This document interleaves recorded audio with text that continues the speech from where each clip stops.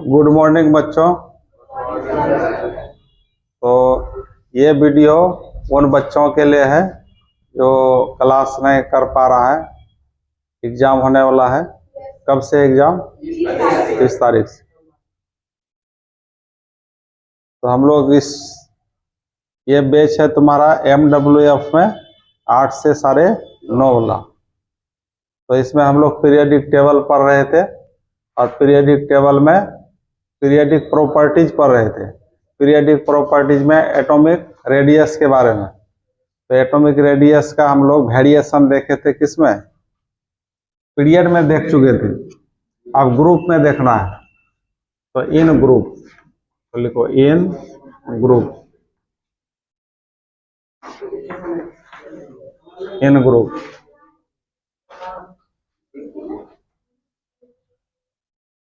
तो ग्रुप में हम लोग क्या पढ़े थे? ऊपर से नीचे जाने पर, टॉप से बॉटम जाने पर एटॉमिक रेडियस क्या होता है? एटॉमिक रेडियस इंक्रीज करता है ना। तो देखो, जैसे एक तुम्हारा फर्स्ट ईयर ग्रुप है, first year group. First year group में hydrogen, lithium, sodium, potassium, rubidium, caesium, francium, ये होता है ना। तो इसका एटॉमिक नंबर क्या था? 1, 3, 11, 19, 37, 55, 87, यही था ना। तो इन सब का इलेक्ट्रॉनिक कन्फिग्रेशन बनाओगे तो इसमें तो 1 है, तो इसमें एक ही ऑर्बिट होगा ना। 3 है तो 2 ऑर्बिट होगा। इसमें 11 है तो कितना ऑर्बिट होगा? 3 ऑर्बिट होगा। और इसमें 4 ऑर्बिट होगा, 5 ऑर्बिट होगा, 6 ऑर्बिट होगा, 7 ऑर्बिट होगा। इसका मतलब ऊपर से नीचे जाने पर ऑर्बिट की संख्या, सेल की संख्या क्या हो रहा है? बढ़ रहा है। तो सेल की संख्या बढ़ने के साथ साथ एटॉमिक नंबर भी बढ़ रहा है, न्यूक्लियर चार्ज भी बढ़ रहा है। और पीरियड में जाने, जैसे एटॉमिक नंबर, न्यूक्लियर चार्ज बढ़ रहा था, उसकी अपेक्षा ज्यादा तेजी से बढ़ रहा है ग्रुप में। और उसमें एक एक बढ़ता था, 3, 4, 5, 6, 7 ऐसे था। लेकिन वहां क्या था? ऑर्बिट की संख्या सेम रहता था। और यहाँ ऑर्बिट की संख्या बढ़ रहा है। तो ऑर्बिट की संख्या बढ़ने के कारण ये जो न्यूक्लियर चार्ज में बढ़ोतरी हो रहा है, तो ऑर्बिट की संख्या इसके प्रभाव को घटा देता है। ऑर्बिट सेल ही बढ़ रहा है, ऑर्बिट बढ़ रहा है, तो इसके प्रभाव को क्या करता है? घटा देता है। तो ऑर्बिट की संख्या बढ़ेगा। इसमें 7 ऑर्बिट हो गया। तो इलेक्ट्रॉन, आउटर मोस्ट इलेक्ट्रॉन और न्यूक्लियस के बीच डिस्टेंस क्या हो जाएगा? बढ़ जाएगा। जब डिस्टेंस बढ़ेगा तो अट्रैक्शन क्या होगा? कम हो जाएगा। तो अट्रैक्शन कम होगा तो दूरी बढ़ गया इलेक्ट्रॉन का न्यूक्लियस से, तो रेडियस क्या हो जाएगा? बढ़ जाएगा। मतलब किसी ग्रुप में ऊपर से नीचे जाने पर ऑर्बिट या सेल की संख्या बढ़ता है। सेल की संख्या बढ़ने के कारण न्यूक्लियर चार्ज में जो वृद्धि होता है उसके प्रभाव को दबा देता है, सप्रेस कर देता है, जिसके कारण आउटर मोस्ट इलेक्ट्रॉन और न्यूक्लियस के बीच आकर्षण बल घट जाता है। इसलिए रेडियस बढ़ जाता है, त्रिज्या बढ़ जाता है। तो लिखो इन ग्रुप में, ग्रुप में ऊपर से नीचे जाने पर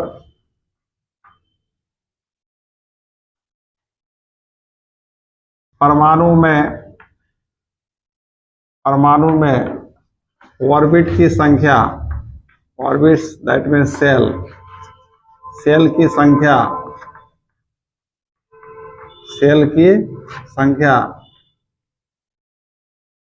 बढ़ता है।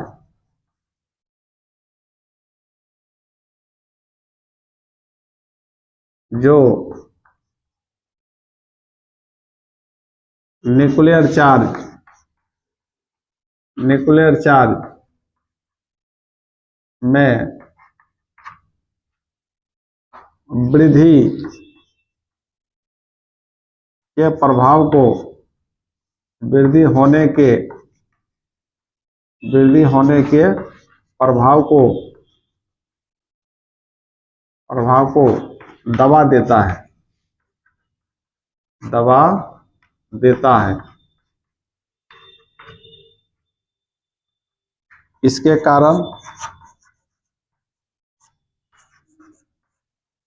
कारण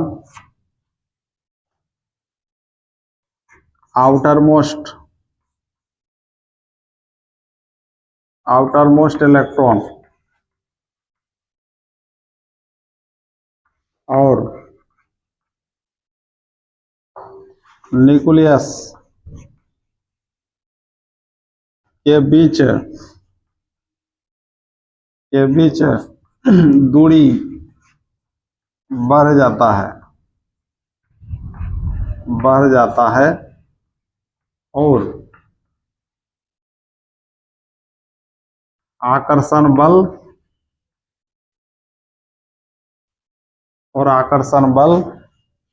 घट जाता है।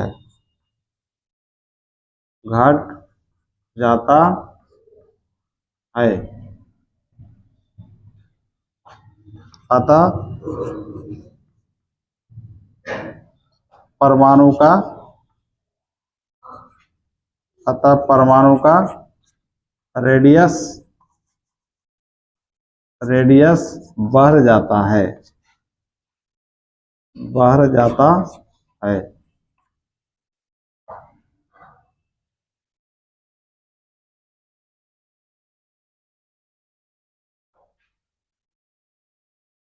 एग्जाम्पल में इसको उतार सकते हो।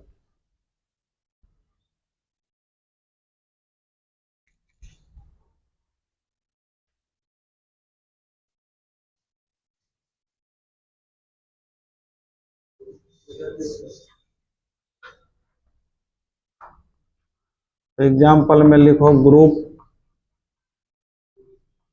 1 A hydrogen, lithium, sodium, potassium, rubidium, caesium, francium 1, 3, 11, 19, 37, 55, 87। इसमें क्या होगा? एक ही ऑर्बिट होगा। इसमें 3 को क्या लिखते हैं? 2, 1, तो इसमें फर्स्ट ऑर्बिट सेकेंड ऑर्बिट है। 11 को क्या लिखते हैं? 2, 8, 1, इसमें first orbit second orbit third orbit है। 19 को क्या लिखते हैं? 2, 8, 8, 1, तो क्या होगा? फोर्थ ऑर्बिट हो गया। 1, 2, 3, 4, इस तरह बढ़ते जाएगा ऑर्बिट।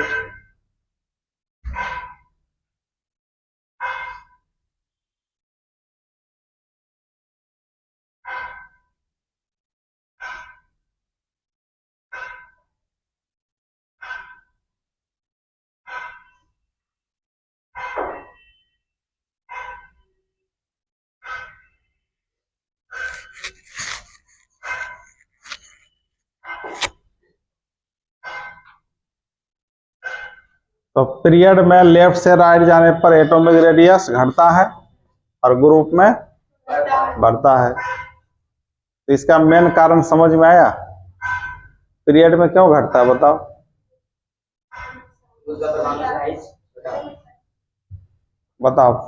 पीरियड में लेफ्ट से राइट जाने पर एटॉमिक रेडियस घटता है, क्यों? सेल का संख्या हाँ, सेल की संख्या बराबर रहता है, समान रहता है। प्रत्येक परमाणु में ऑर्बिट की संख्या, सेल की संख्या समान रहता है, परंतु न्यूक्लियर चार्ज बढ़ने लगता है। न्यूक्लियर चार्ज में प्रोटॉन एटॉमिक नंबर बढ़ने लगता है, जिसके कारण प्रोटॉन और आउटर मोस्ट इलेक्ट्रॉन के बीच अट्रैक्शन फोर्स बढ़ जाता है। इसलिए परमाणु का आकार साइज छोटा हो जाता है, इसलिए रेडियस भी छोटा हो जाता है। और ग्रुप में क्यों बढ़ता है? इसमें सेल की संख्या बढ़ने लगता है। देखो 1 सेल, 2 सेल, 3 सेल, 4 सेल, 5, 6, 7 तक जाएगा। तो सेल की संख्या बढ़ेगा तो साथ में न्यूक्लियर चार्ज भी बढ़ रहा है, लेकिन सेल की संख्या बढ़ने के कारण न्यूक्लियर चार्ज का प्रभाव कम हो जाता है। तो यहाँ हावी कौन हो जाता है? सेल की संख्या। सेल की संख्या हावी हो गया तो अब इलेक्ट्रॉन, आउटर मोस्ट इलेक्ट्रॉन और न्यूक्लियस के बीच दूरी क्या हो गया? बढ़ गया। तो आकर्षण क्या होगा? घटेगा। तो साइज क्या हो जाएगा? बड़ा हो जाएगा। तो रेडियस भी क्या होगा? बड़ा हो जाएगा। यही बात। तो एटॉमिक रेडियस तुम्हारा खत्म हो गया। इसमें कुछ एक्सेप्शन सब भी आता है, तो आगे पढ़ते जाओगे तो होते जाएगा। तो मेन कंसेप्ट यही है एटॉमिक रेडियस का। एटॉमिक रेडियस को हम लोग कितना टाइप से डिफाइन किए थे? 4 टाइप से। कौन कौन? कोवलेंट रेडियस, वैन डर वाल रेडियस, और मेटेलिक रेडियस और आयनिक रेडियस। अब चलो दूसरा number, ionization energy. Ionization energy क्या होता है? इसको IE से सूचित करते हैं। किससे सूचित करेंगे? IE। इसको बोलते हैं इलेक्ट्रॉन आयनन ऊर्जा। आयोनाइजेशन एनर्जी को क्या बोलते हैं? आयनन ऊर्जा। आयनन ऊर्जा, आयनन ऊर्जा। इसी का और एक नाम होता है आयोनाइजेशन पोटेंशियल। इसी को हम लोग आयोनाइजेशन पोटेंशियल के नाम से भी जानते हैं। IP। इसको आयनन विभव बोलते हैं। आयनन विभव। विभव का मतलब क्या होता है जानते हैं? विभव फिजिक्स में यूज होता है। विभव क्या होता है बताओ? विभव मतलब कोई काम करना। विभव का मतलब कोई कार्य करना, वर्क डन करना, इसको विभव बोलते हैं। पोटेंशियल। अब है आयनाइजेशन एनर्जी क्या है, तो देखो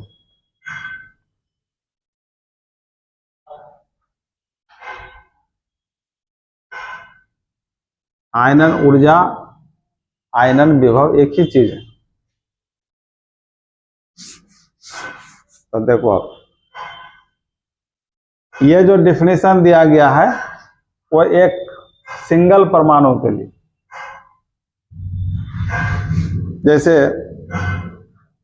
कोई बच्चा का हमको बिहेवियर पता करना है, मतलब उसका व्यवहार पता करना है, तो ग्रुप में पता नहीं चलेगा, है ना? ग्रुप में अलग व्यवहार दिखाएगा। उसका व्यवहार असली में कहाँ पता चलेगा? जो अकेले रहेगा, है ना? तुम ही लोग में ग्रुप में हो तो कोई एक बच्चा का व्यवहार अभी अलग है, अब वही अकेला हो जाएगा तो व्यवहार अलग हो जाएगा।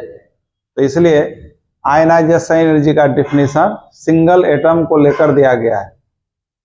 एटम तो ग्रुप में रहता है तो सिंगल इलेक्ट्रॉन, तो सिंगल एटम अकेले किस अवस्था में रहता है? ठोस, द्रव, गैस, किस में रहता है? ठोस में रहेगा अकेले, कि द्रव में रहेगा, कि गैस में रहेगा? गैस में रहेगा। गैस में एटम सब दूर दूर रहता है, इसलिए गैस अवस्था में लेना होगा इसका परिभाषा के लिए। मान लिए सोडियम सोडियम तो सॉलिड स्टेट में होता है, ठोस रूप में होता है सोडियम, लेकिन इसको गैस में बदला जाता है। हाई प्रेशर, हाई टेम्परेचर देकर गैस रूप में इसको बदलते हैं। तो मान लिया सोडियम का परमाणु है, फर्स्ट ऑर्बिट में कितना इलेक्ट्रॉन? 2, सेकेंड में 8, 1 2 3 4 5 6 7 8, और थर्ड में 1। तो यह गैस अवस्था में है और सिंगल है, अकेला है, आइसोलेटेड बोलते हैं इसको। और गैसियस है, मतलब गैसीय अवस्था में है। अकेला को इसको इंग्लिश बोलते हैं विलगित, आइसोलेटेड। विलगित का मतलब अकेला, और गैसीय और उदासीन भी होना चाहिए। उदासीन का मतलब जैसे सोडियम पर अभी कोई चार्ज है, इसी को उदासीन बोलते हैं, न्यूट्रल।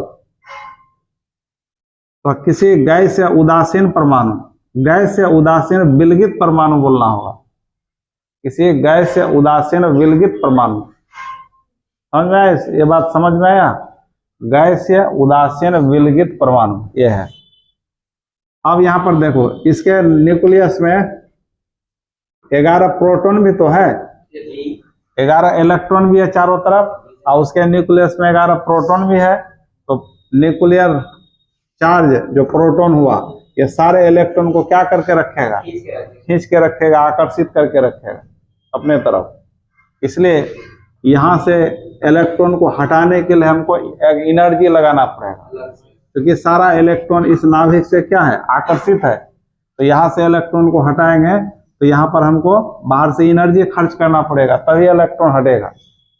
तो बाहर से जो मिनिमम अमाउंट में जो एनर्जी खर्च करेंगे, उसी एनर्जी का नाम होता है आयोनाइजेशन एनर्जी। यहाँ से जब एक इलेक्ट्रॉन हटा देंगे तो सोडियम पर कौन चार्ज आ जाएगा? Plus charge. एक इलेक्ट्रॉन हटाएंगे तो एक इलेक्ट्रॉन कम जाएगा ना, घट जाएगा, इसलिए इस पर कौन चार्ज आया? तो अब ये आयन में बदल गया। तो आयन में बदलने के लिए, आयन में कैटायन में बदलने के लिए जो एनर्जी खर्च करना पड़ा, उसी का नाम है आयनन ऊर्जा। आयन में बदलने के लिए जब इलेक्ट्रॉन निकालेंगे तो आयन में बदल जाएगा, अर्थात आयन में बदलने के लिए जो एनर्जी खर्च करना पड़ा, उसी का नाम है आयनन ऊर्जा। हाँ, तो सुनो, अब ये जो इलेक्ट्रॉन को हटाते हैं तो उसको कहाँ तक ले जा सकते हैं? इनफिनाइट तक, अनंत तक। इसको भी हम लोग पीछे पढ़े थे एटॉमिक स्ट्रक्चर में। तो यहाँ बोल सकते हो, किसी गैस या उदासीन विलगित परमाणु के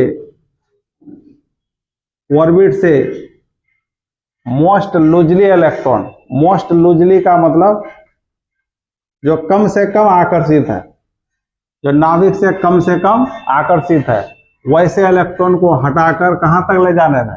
अनंत तक ले जाने में जो मिनिमम अमाउंट में एनर्जी खर्च होगा, उसी एनर्जी का नाम क्या होता है? Ionization energy. अब यहां पर एक ही बार में कई इलेक्ट्रॉन को नहीं निकाल सकते हैं, इलेक्ट्रॉन को बारी बारी से निकाला जा सकता है ना। तो इस इलेक्ट्रॉन को हटाएंगे तो उसमें जो एनर्जी खर्च होगा, उसका नाम होगा फर्स्ट आयोनाइजेशन एनर्जी, IE1। अब दूसरा इलेक्ट्रॉन को निकालना चाहेंगे तो ये इलेक्ट्रॉन अब न्यूक्लियस के और नजदीक आ गया ना, तो इससे ये ज्यादा क्या होगा? आकर्षित रहेगा। ये इलेक्ट्रॉन नाभिक से इसकी अपेक्षा ज्यादा बंधा हुआ रहेगा, आकर्षित रहेगा। इसलिए अब इस इलेक्ट्रॉन को हटाने में ज्यादा एनर्जी लगाना पड़ेगा, इससे ज्यादा एनर्जी लगाना पड़ेगा। उसको बोलेंगे सेकेंड आयोनाइजेशन एनर्जी। फिर थर्ड को हटाने में और ज्यादा एनर्जी खर्च करना होगा, क्योंकि और नजदीक आ गया नाभिक का, न्यूक्लियस का। तो इसको हटाने में जो एनर्जी लगेगा IE3। तो इस तरह बारी बारी से इलेक्ट्रॉन को हटाने में जो एनर्जी खर्च करना पड़ रहा है, वैसे एनर्जी को बोलते हैं successive ionization energy. Successive ionization energy, उत्तर आयनन ऊर्जा। मतलब बारी बारी से इलेक्ट्रॉन को हटाने में जो एनर्जी खर्च करना पड़ता है, उसका नाम होता है सक्सेसिव आयोनाइजेशन एनर्जी। तो अभी तीनों केस में, ये तीनों सक्सेसिव आयोनाइजेशन एनर्जी का केस हुआ, तो तीनों में एनर्जी किसका ज्यादा होगा? IE3 का क्या होगा? ज्यादा होगा। IE3 greater than IE2 greater than IE1। अब सुनो, यहां पर क्योंकि हम बाहर से एनर्जी खर्च कर रहे हैं, तो आयोनाइजेशन एनर्जी एक एनर्जी का रूप है। तो एनर्जी का जो यूनिट होगा यहाँ पर इलेक्ट्रॉन वोल्ट पर एटम, इलेक्ट्रॉन वोल्ट पर एटम। एनर्जी, आयोनाइजेशन एनर्जी का यूनिट क्या होगा?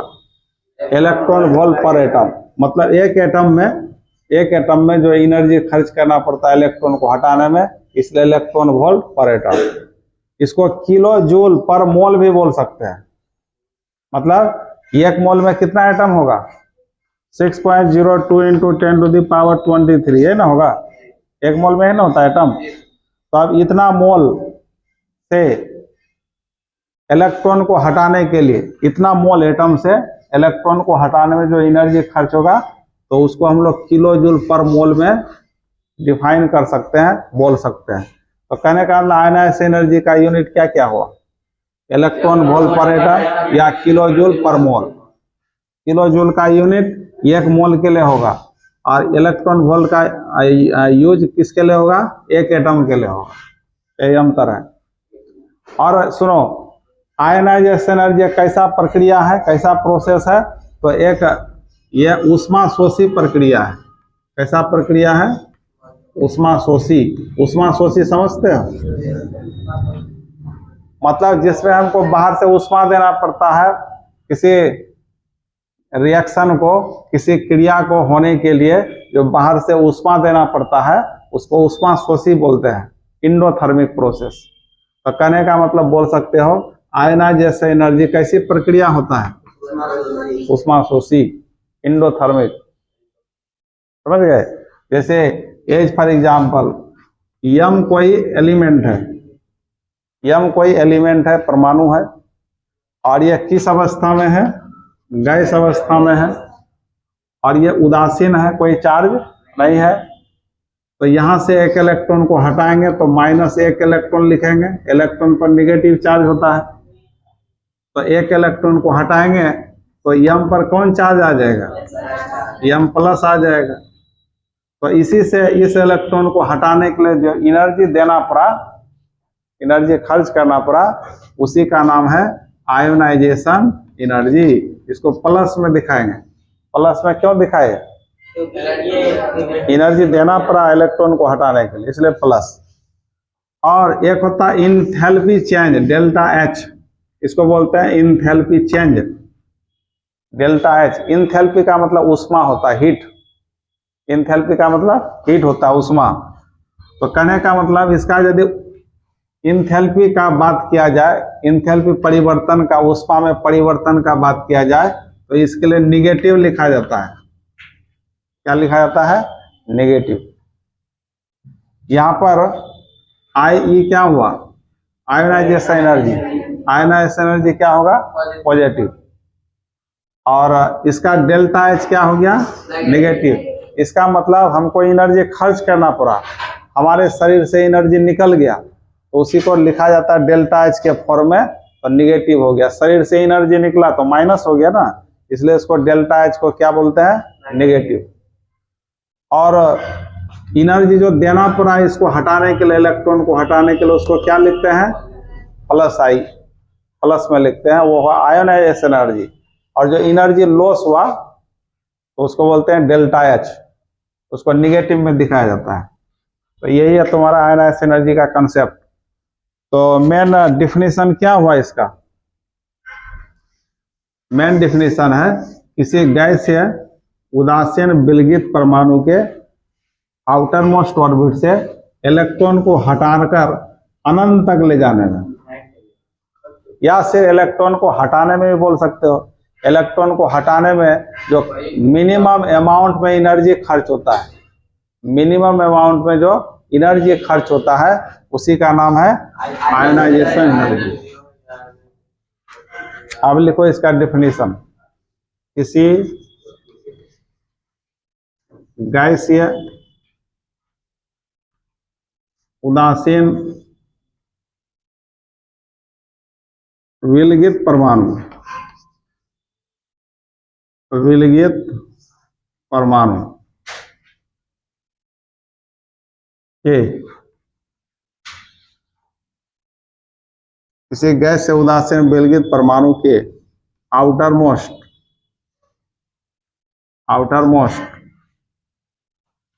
ऑर्बिट से इलेक्ट्रॉन को हटाने के लिए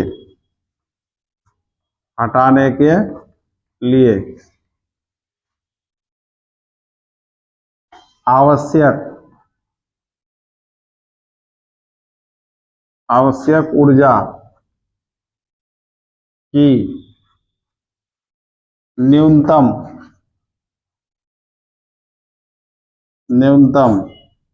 मात्रा को आयोनाइजेशन एनर्जी आयोनाइजेशन एनर्जी कहा जाता है,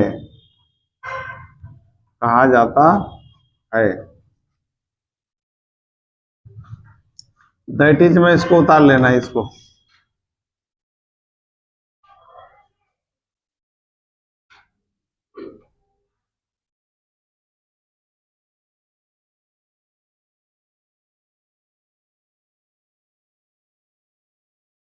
डेल्टा एच को क्या बोलते हैं, इसको बोलते हैं एंथैल्पी चेंज। एंथैल्पी चेंज मतलब ऊष्मा में परिवर्तन। तुम्हारे शरीर से जो एनर्जी निकला वो हीट के रूप में निकला ना। तुम्हारे शरीर से जो एनर्जी निकला किस रूप में निकला, हीट के रूप में, उसको डेल्टा एच से सूचित करते हैं। तो वहां निगेटिव दिखाना पड़ेगा।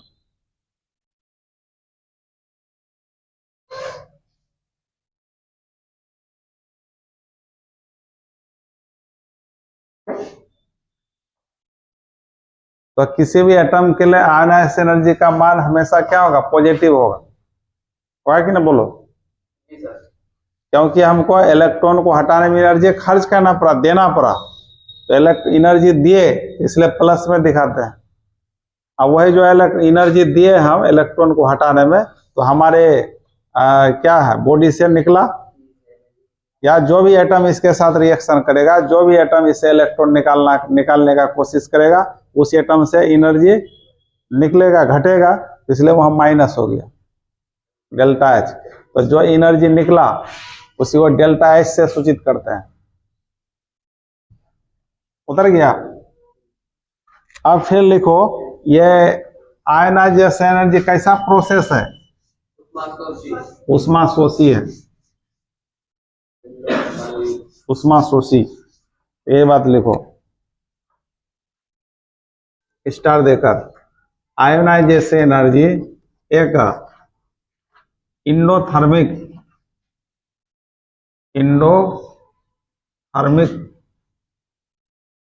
जिसको उष्मा शोषी बोलते हैं, उष्मा शोषी। एक उष्मा क्षेपी भी होता है, जानते हो ना, इंडोथर्मिक।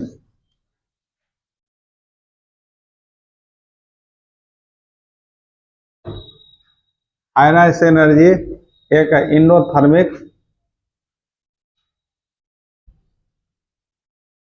प्रक्रिया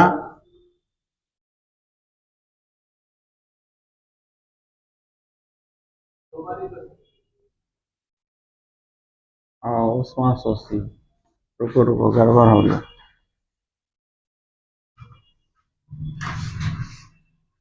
इंडोथर्मिक उष्मा शोषी प्रक्रिया होती है।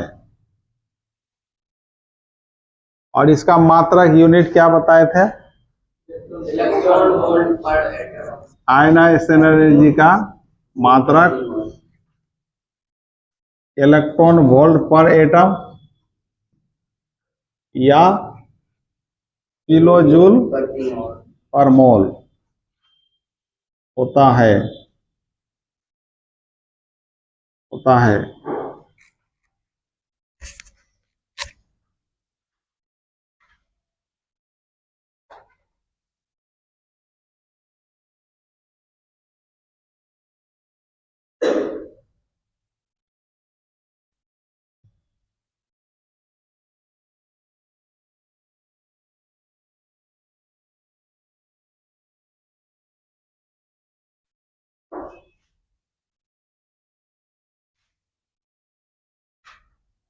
अब है सक्सेसिव आयोनाइजेशन एनर्जी।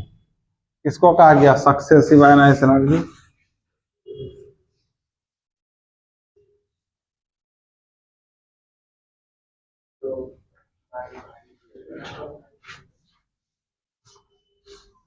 किसको कहा गया था सक्सेसिव, बताओ। हाँ, तो लिखो अब successive ionization, successive ionization energy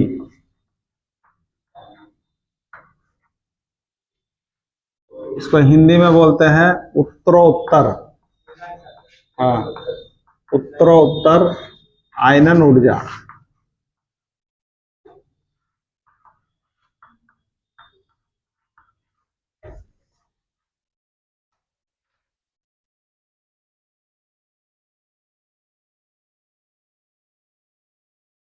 successive ionization energy.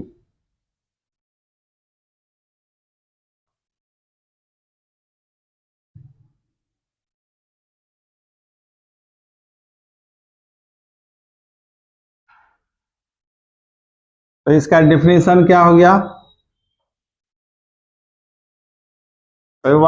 किसी गैसीय उदासीन विलगित परमाणु से बारी बारी से इलेक्ट्रॉन को हटाने में, बारी बारी से इलेक्ट्रॉन को हटाने में आवश्यक ऊर्जा की मात्रा को सक्सेसिव आयनाइजेशन एनर्जी कहा जाता है। तो लिखो, किसी गैसीय उदासीन विलगित परमाणु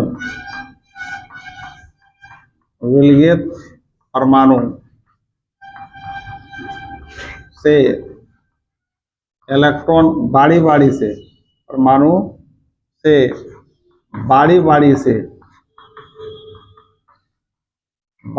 से, इसे वो सक्सेसिव बोलते हैं। बारी बारी से इलेक्ट्रॉन को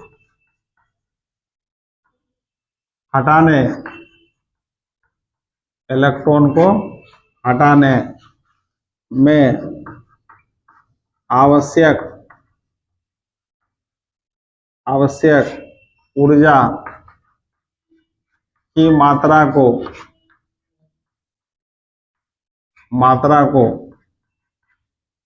क्या बोलते हैं? बोलो।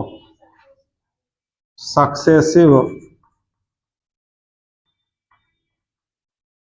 आयोनाइजेशन एनर्जी कहा जाता है।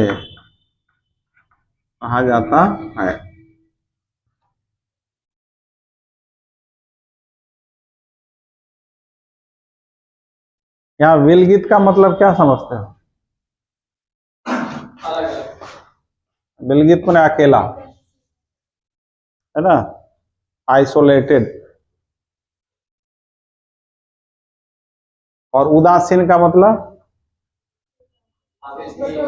कोई चार्ज ना हो, उदासीन। हो गया। अब इस पर एग्जाम्पल लेते हैं। हो गया, मिटा दें। जैसे देखो, एक तुम्हारा कोई मेटल है, किस अवस्था में है? गैस। यहां से हम फर्स्ट इलेक्ट्रॉन निकालेंगे तो क्या बनेगा बताओ? m पर प्लस चार्ज होगा, तो इस इलेक्ट्रॉन को हटाने में जो एनर्जी देना पड़ा था उसी का नाम था आयोनाइजेशन एनर्जी। तो फर्स्ट लिखेंगे, प्लस में दिखा। अब यहां से फिर दूसरा इलेक्ट्रॉन को निकालेंगे तो m प्लस लिखेंगे। फिर तो यहां से पहला इलेक्ट्रॉन को निकालेंगे तो इस रूप में ना आ जाएगा। अब उसी से हम दूसरा इलेक्ट्रॉन को निकालेंगे तो फिर -1 इलेक्ट्रॉन लिखेंगे। अब m पर क्या हो जाएगा? m 2 प्लस न हो जाएगा, या प्लस प्लस लिखो 2 बार। तो यहां से फिर इलेक्ट्रॉन को हटाने में अब क्या करना पड़ेगा? ज्यादा एनर्जी लगाना पड़ेगा पहले की अपेक्षा। इसको सेकेंड आयोनाइजेशन एनर्जी कहा जाएगा। उसी तरह थर्ड इलेक्ट्रॉन को हटाएंगे। अब फिर क्या लेंगे? m2 plus. अब थर्ड इलेक्ट्रॉन को हटाएंगे तो क्या बन जाएगा? m3 plus. तो इसमें एनर्जी Ie3 मान लेंगे। तो ये बारी बारी से इलेक्ट्रॉन को हटा रहे हैं तो एनर्जी का वैल्यू बढ़ते जा रहा है। इसका मतलब यहाँ पर अब सब में, तीनों में एनर्जी का ऑर्डर क्या होगा? Order of energy, order of ionization energy क्या होगा बताओ? Ie3 का मान सबसे ज्यादा होगा, उसके बाद IE2, उसके बाद IE1। उतार लो इसको, हाँ दैट इज में देखो उतार लो।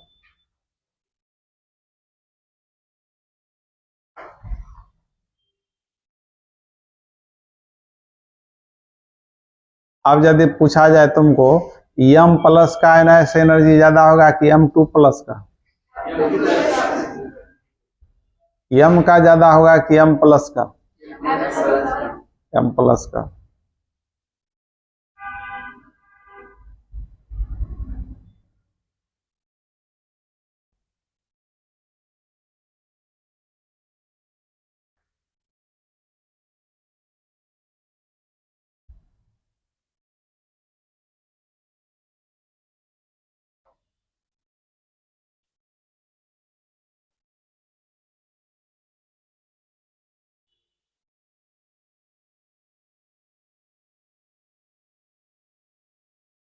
तो अब हम लोगों को पढ़ना है कि आयनाइजेशन एनर्जी किन किन बातों पर निर्भर करता है ना। जैसे एक बताओ, एक छोटा परमाणु है और एक बड़ा परमाणु है, तो किसका आयनाइजेशन एनर्जी ज्यादा हो?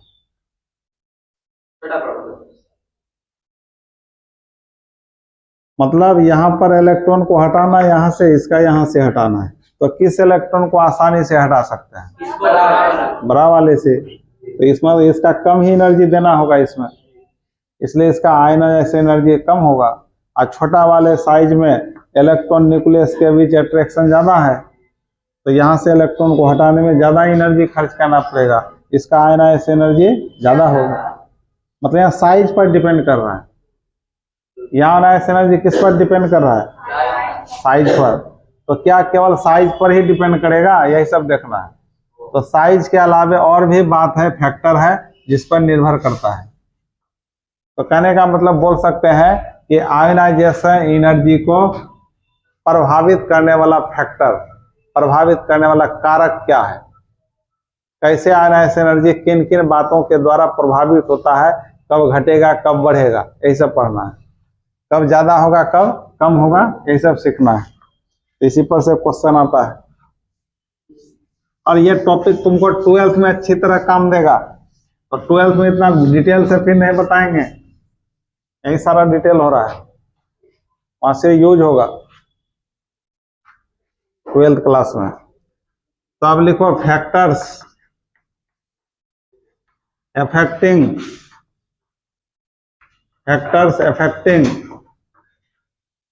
Ionisation energy. Factor affecting ionization energy, इसका मतलब आयनन ऊर्जा को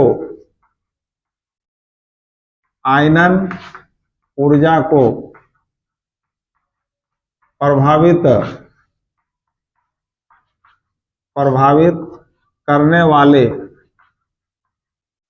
करने वाले कारक।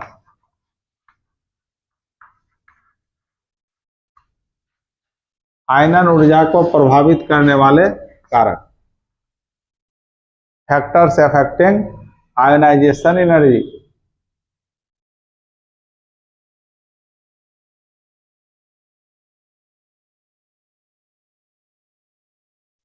आयनन ऊर्जा को प्रभावित करने वाले कारक।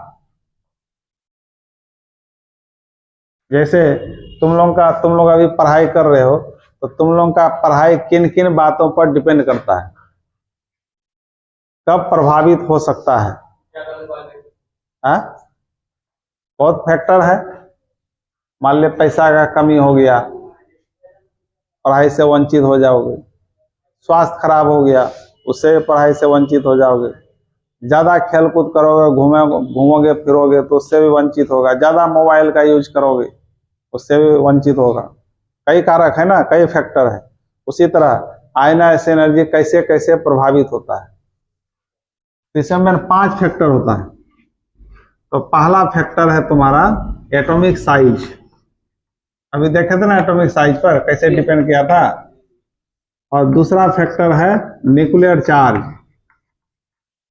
Nuclear charge. और तीसरा फैक्टर है screening effect. Screening effect, screening effect. चौथा फैक्टर है electronic configuration. Electronic configuration, electronic configuration. और पांचवा फैक्टर है पेनेट्रेशन इफेक्ट। Penetration effect. ये पांच कारक है, पांच फैक्टर है जिसके द्वारा आयनाइज एनर्जी क्या होता है, इफेक्ट होता है, प्रभावित होता है।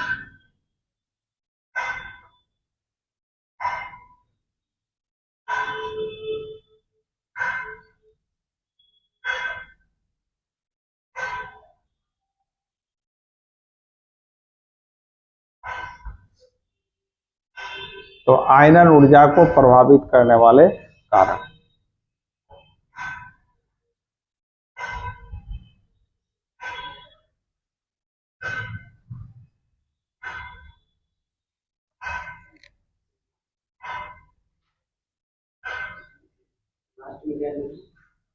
पेनेट्रेशन इफेक्ट, यहाँ टी है, पेनेट्रेशन इफेक्ट।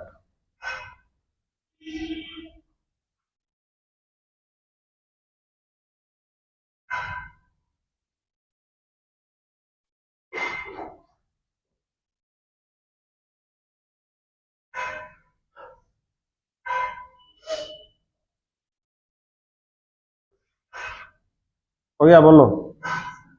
अब एक एक करके समझना है सब पर।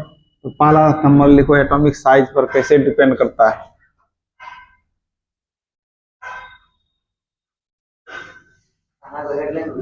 हाँ,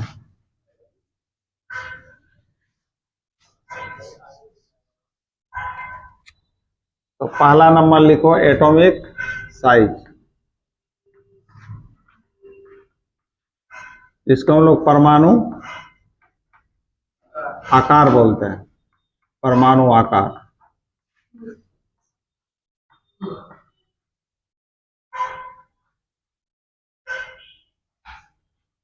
तो सिंपल बात है, जिस एटम का साइज बड़ा होगा,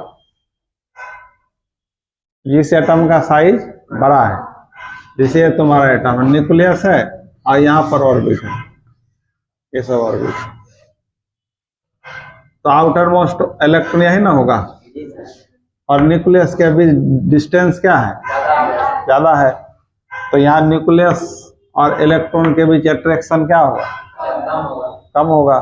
तो थोड़ा एनर्जी देंगे, इलेक्ट्रॉन आसानी से निकल जाएगा। तो आयनाइज एनर्जी कम है। तो कहने का मतलब आयनाइजेशन एनर्जी और एटॉमिक साइज के बीच कैसा संबंध हुआ, सीधा कि उल्टा।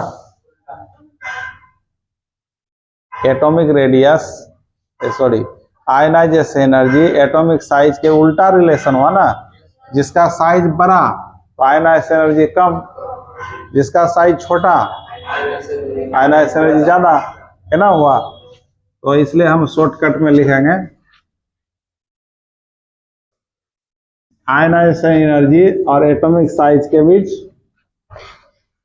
उल्टा संबंध हुआ। तो आयनाइजेशन एनर्जी इनवर्सली प्रोपोर्शनल क्या होगा, एटॉमिक साइज। एटॉमिक साइज ये हुआ रिलेशन। इसको पढ़ लोगे, क्या पढ़ोगे इसको, if atomic size, if atomic size क्या है, बड़ा है, इसका मतलब बड़ा है, ज्यादा है। तो देन तब आयनाइजेशन एनर्जी क्या होगा, कम होगा ना। डाउन का मतलब कम होता है। इसी तरह इसको अपोजिट पर हो गए, इफ एटॉमिक साइज क्या है, एटॉमिक साइज कम है, तो देन आयनाइजेशन एनर्जी क्या होगा, बताओ, ज्यादा होगा। नहीं समझ में? ऐसा क्या हुआ पता चला? उतार लो इसको।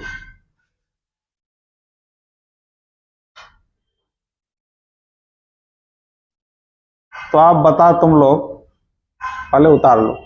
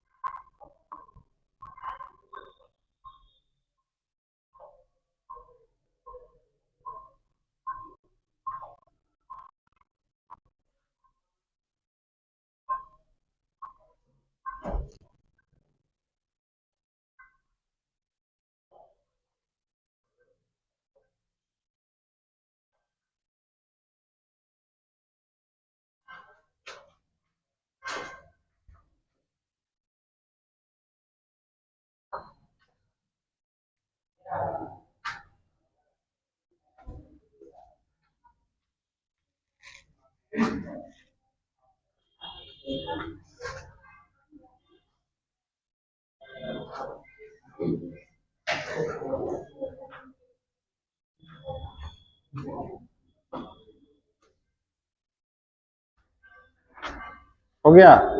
अब दूसरा फैक्टर क्या बताओ?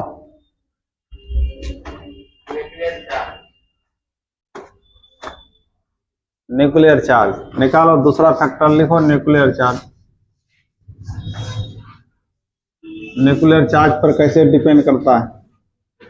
न्यूक्लियर चार्ज कहने का मतलब क्या समझते हो? Atomic number means proton. तो दूसरा फैक्टर है न्यूक्लियर चार्ज, जिसको हम लोग नाभिक आवेश हिंदी में बोलते हैं। क्या बोलेंगे? नाभिक आवेश। नाभिक आवेश।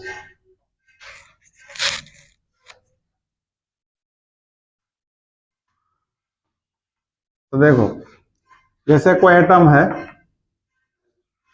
इसमें 10 प्लस पॉजिटिव चार्ज है, 10 प्रोटॉन है। और कोई एटम है, इसमें 20 प्रोटॉन है। इसमें 10 प्रोटॉन है, इसमें 20 प्रोटॉन है। तो न्यूक्लियर चार्ज किसमें ज्यादा है? तो न्यूक्लियर चार्ज ज्यादा होगा तो आउटर मोस्ट इलेक्ट्रॉन को ज्यादा ना खींचेगा। इसका मतलब वो जो आउटर मोस्ट इलेक्ट्रॉन है न्यूक्लियस से ज्यादा क्या रहेगा? अट्रैक्टेड रहेगा, ज्यादा आकर्षित रहेगा। प्रोटॉन ज्यादा होगा, न्यूक्लियर चार्ज ज्यादा होगा, तो इलेक्ट्रॉन को ज्यादा से ज्यादा खींचेगा। तो वो इलेक्ट्रॉन न्यूक्लियस से ज्यादा आकर्षित रहेगा, तो उस इलेक्ट्रॉन को हटाने में क्या करना पड़ेगा? ज्यादा एनर्जी देना होगा। तो आयनाइज एनर्जी का मान क्या होगा? बढ़ेगा। इसलिए हम बोल सकते हैं कि आयनाइजेशन एनर्जी न्यूक्लियर चार्ज का डायरेक्टली प्रोपोर्शनल हुआ। नहीं हुआ? जिसका न्यूक्लियर चार्ज ज्यादा तो आयनाइज एनर्जी ज्यादा, जिसका न्यूक्लियर चार्ज कम तो आयनाइज एनर्जी भी कम। नहीं होगा बोलो? तो इसलिए हम बोल सकते हैं कि ionization energy is directly proportional to nuclear charge. Nuclear charge उसका मतलब क्या होता है? इसका मतलब समानुपाती, डायरेक्टली प्रोपोर्शनल। इसका मतलब क्या हुआ, यह बढ़ेगा तो यह भी बढ़ेगा, ये घटेगा तो यह भी घटेगा, इसका मीनिंग होता है। तो इसको पढ़ेंगे, इफ न्यूक्लियर चार्ज क्या है, ज्यादा है, एनसी का मतलब न्यूक्लियर चार्ज ज्यादा है, तो आयनाइजेशन एनर्जी भी क्या होगा बताओ, आयनाइजेशन एनर्जी भी ज्यादा होगा, क्यों, डायरेक्टली है। दूसरा, इफ न्यूक्लियर चार्ज क्या है, कम है, देन आयनाइजेशन एनर्जी भी क्या होगा, कम होगा। लिख लो इसको।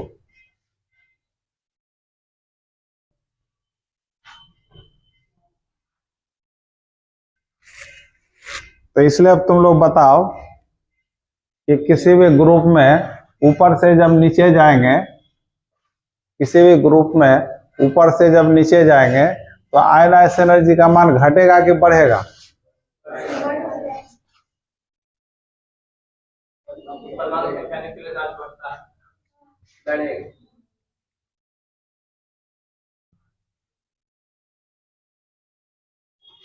ग्रुप में ऊपर से नीचे जाने पर एटॉमिक साइज बढ़ता है ना, एटॉमिक साइज बढ़ता है तो आयनाइजेशन एनर्जी घटेगा ना,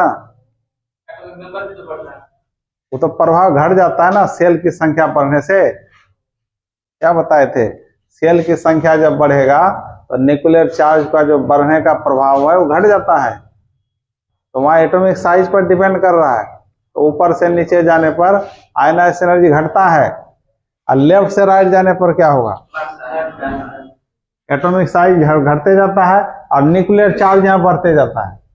तो इसलिए यहाँ आयनाइजेशन एनर्जी क्या होगा, बढ़ेगा। तो पीरियड में आयनाइजेशन एनर्जी बढ़ता है, ग्रुप में घटता है। अब तीसरा फैक्टर क्या है बताओ, स्क्रीनिंग इफेक्ट। अब क्या होता है तो देखो, तीसरा है स्क्रीनिंग इफेक्ट। इसी का और एक नाम है सील्डिंग इफेक्ट। इसी को सील्डिंग इफेक्ट के नाम से भी जाना जाता है, सील्डिंग इफेक्ट। सील्ड कर देना, स्क्रीन कर देना, इसको बोलते हैं आवरण प्रभाव। आवरण प्रभाव।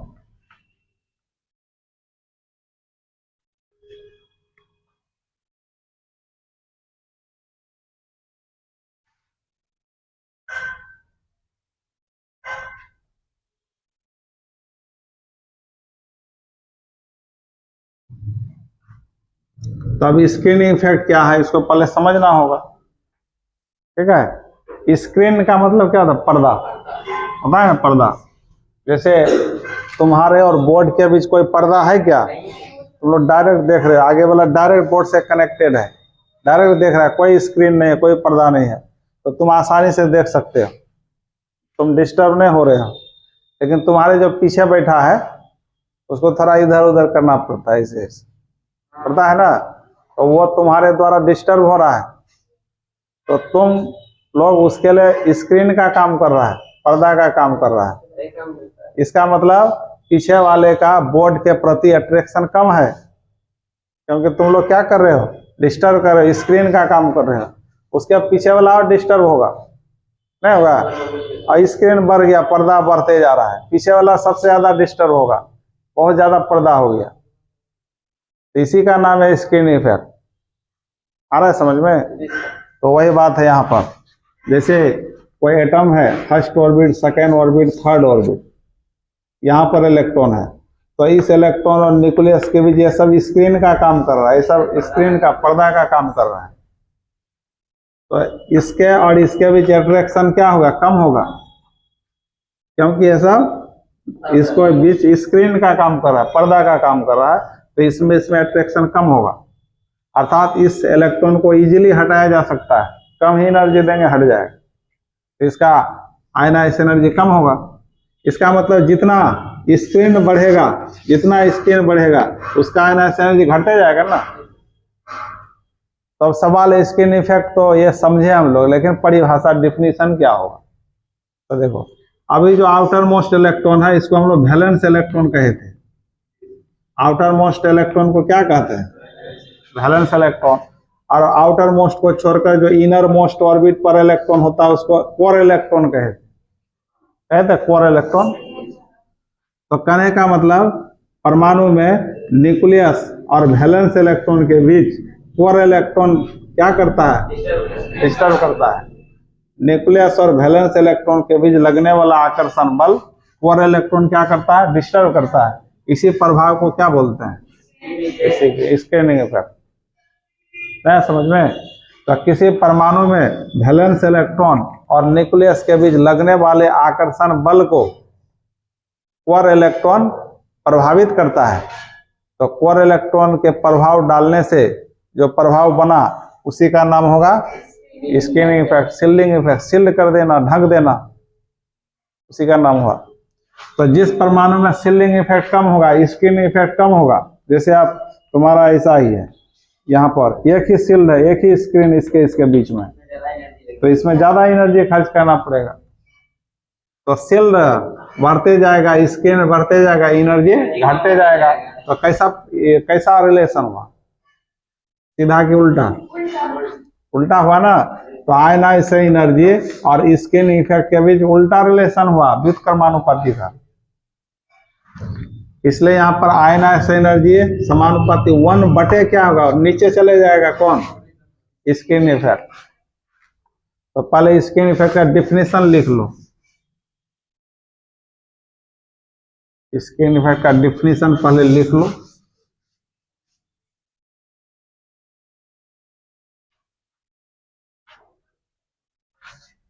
तो लिखो, जिस प्रभाव के कारण, जिस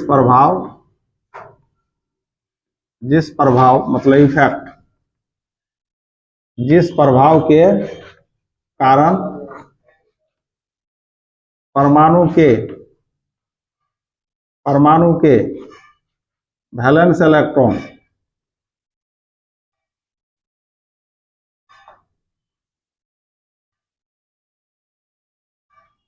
जिस प्रभाव के कारण परमाणु के वैलेंस इलेक्ट्रॉन और कोर वैलेंस इलेक्ट्रॉन और न्यूक्लियस के बीच लगने वाला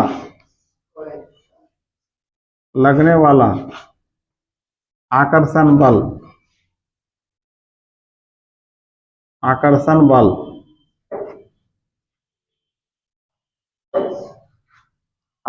बल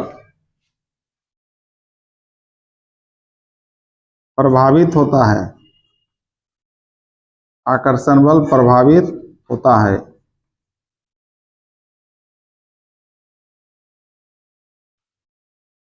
यह होता है किसके कारण? कोर इलेक्ट्रॉन की उपस्थिति के कारण। कोर इलेक्ट्रॉन की उपस्थिति के कारण यह प्रभाव होता है। लिख लो इसको ब्रैकेट में। जिस प्रभाव के कारण परमाणु के वैलेंस इलेक्ट्रॉन और न्यूक्लियस के बीच लगने वाला आकर्षण बल प्रभावित होता है, स्क्रीनिंग इफेक्ट कहलाता है। स्क्रीनिंग इफेक्ट कहलाता है।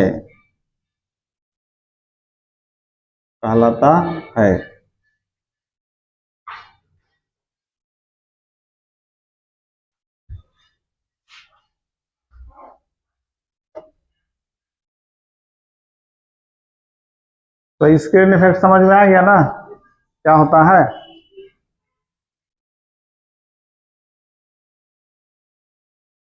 अब स्क्रीन इफेक्ट और आयनाइज एनर्जी के बीच कैसा संबंध हुआ? उल्टा, इनवर्सली प्रोपोर्शनल। इसलिए हम लोग लिख सकते हैं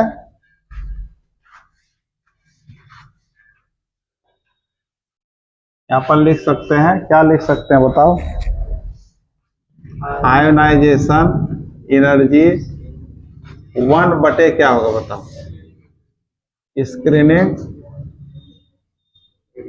स्क्रीनिंग हाँ,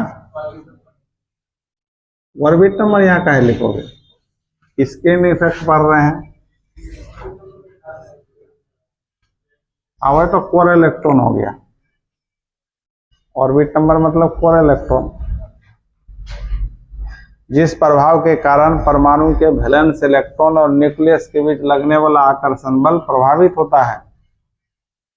ये प्रभाव किसके कारण होता है? कोर इलेक्ट्रॉन की उपस्थिति के कारण। स्क्रीन इफेक्ट कहलाता है। दैट इज में लिख लो, इसको पढ़ लोगे। अब यहाँ नीचे है तो उल्टा संबंध हुआ, तो एक बढ़ेगा तो दूसरा घटेगा, एक घटेगा तो दूसरा बढ़ेगा, एक उल्टा होता है। और डायरेक्टली प्रोपोर्शनल का मतलब एक बढ़ेगा तो दूसरा भी बढ़ेगा, और एक घटेगा तो दूसरा भी घटेगा। तो इसको अब पढ़ेंगे हम लोग। इफ स्क्रीनिंग इफेक्ट क्या होता है? बढ़ता है तो देन आयोनाइजेशन एनर्जी क्या होगा? घटेगा।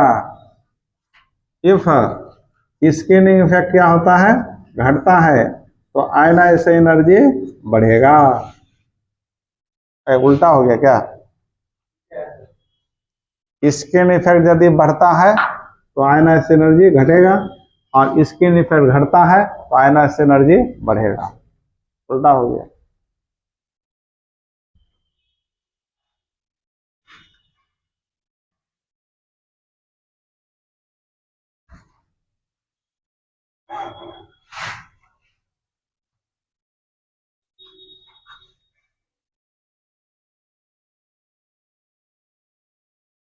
हो गया। और तीसरा फैक्टर क्या है बच्चों? Electronic configuration. तो अब इलेक्ट्रॉनिक कॉन्फ़िगरेशन पर कैसे डिपेंड करता है ना, इसको अब देखना पड़ेगा।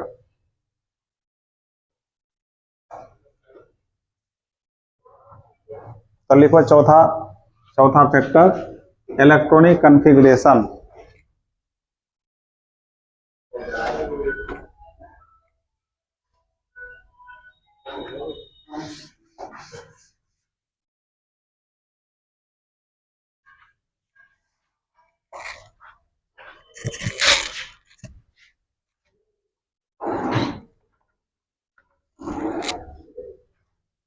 तो चौथा फैक्टर है तुम्हारा इलेक्ट्रॉनिक कॉन्फ़िगरेशन।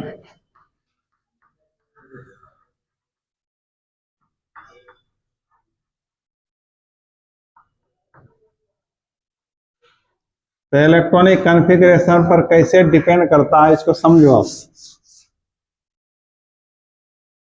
तो देखो, जैसे तुम्हारा नाइट्रोजन है, ऑक्सीजन है, तो इसका एटॉमिक नंबर 7, ऑक्सीजन का 8, तो इसका न्यूक्लियर चार्ज ज्यादा है, और एक ही पीरियड का है। तो अभी हम लोग पढ़े थे पीरियड में लेफ्ट से राइट जाने पर आयनाइजेशन एनर्जी बढ़ता है। तो इस दोनों में किसका ज्यादा होना चाहिए? ऑक्सीजन का ज्यादा होना चाहिए।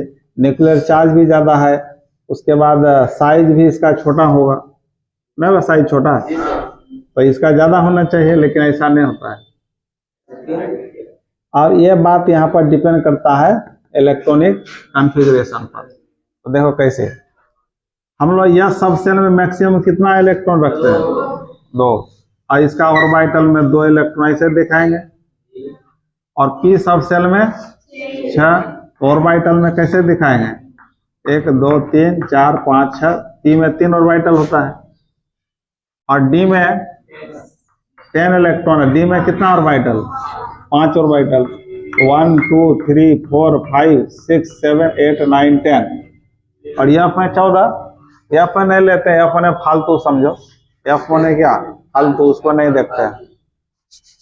तो आप देखो यहाँ पर एस सब सेल में का ऑर्बिटल भरा हुआ है, सारा ऑर्बिटल फुलफिल है कि नहीं? यहाँ सारा ऑर्बिटल क्या है? फुलफिल है, भरा हुआ है।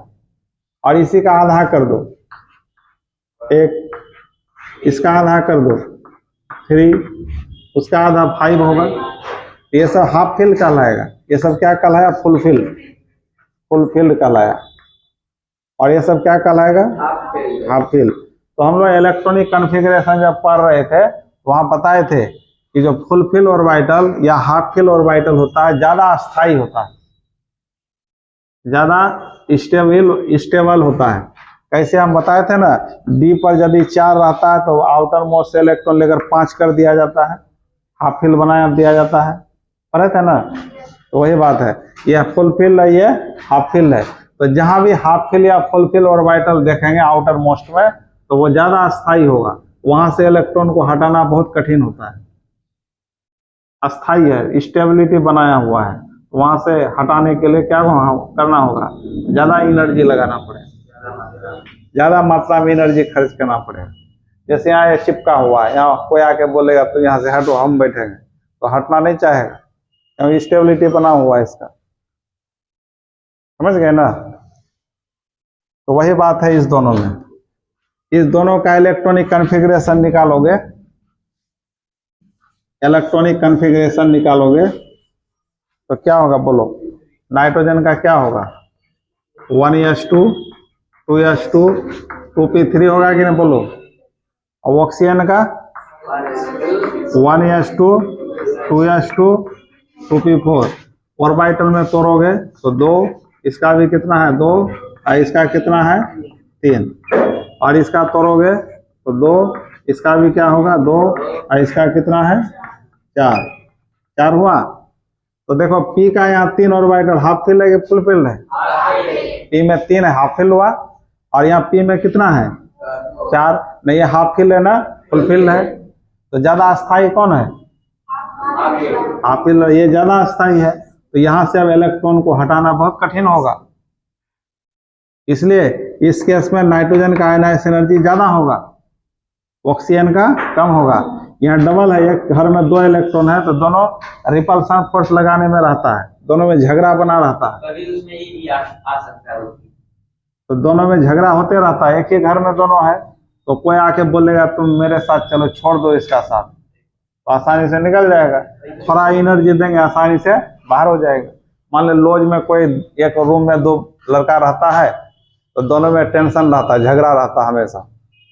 तो कोई तीसरा आदमी आके बोलेगा छोड़ दो इसका साथ, टेंशन ही रहता है, चलो मेरे साथ, तो थोड़ा ही उसको उकसाएगा, तुरंत खाली कर दे, थोड़ा एनर्जी लगाएगा, खाली कर दे, आसानी से निकल जाएगा।